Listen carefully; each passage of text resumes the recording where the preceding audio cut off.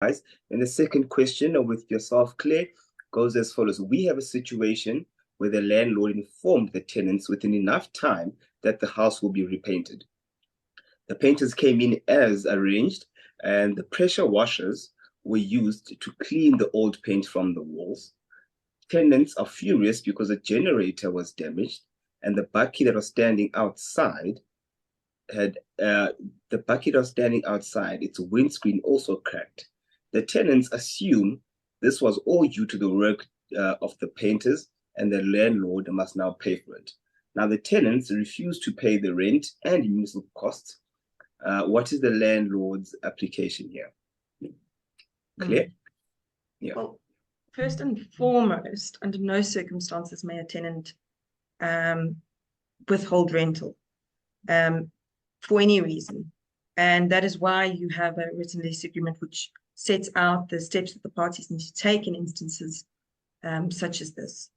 So this appears to be a damages claim. Now, many lease agreements do in fact indemnify landlords against any liability unless there was a part of gross negligence on the part of the landlord. So that would be dependent on what the provisions of the lease provides.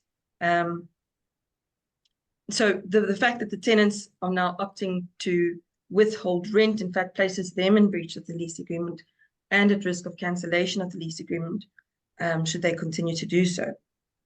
Again, your tenant should ideally insure belongings.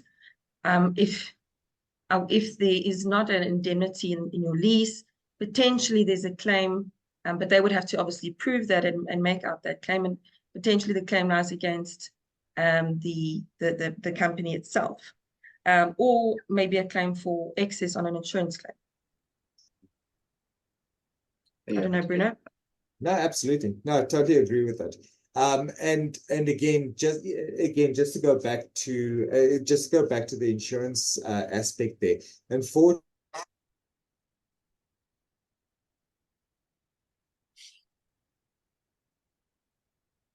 Are you still there, Claire? I'm here. Okay, we lost Bruno for a moment, but I think he's back with us. Yes, Bruno? Yeah. No, I think my internet connection is unstable for some reason. Yeah, no, I think the importance of insurance, it kind of digresses from the question, but people underestimate the importance of insurance nowadays, because these type of disputes between tenant and landlord happen all the time. So just on Claire's point, it's not that there's an expectation that there's insurance, but don't expect the landlord's insurance to be paying for things as well, because practically speaking, even if one can prove that it's the landlord's fault that something happened, you've only got a claim.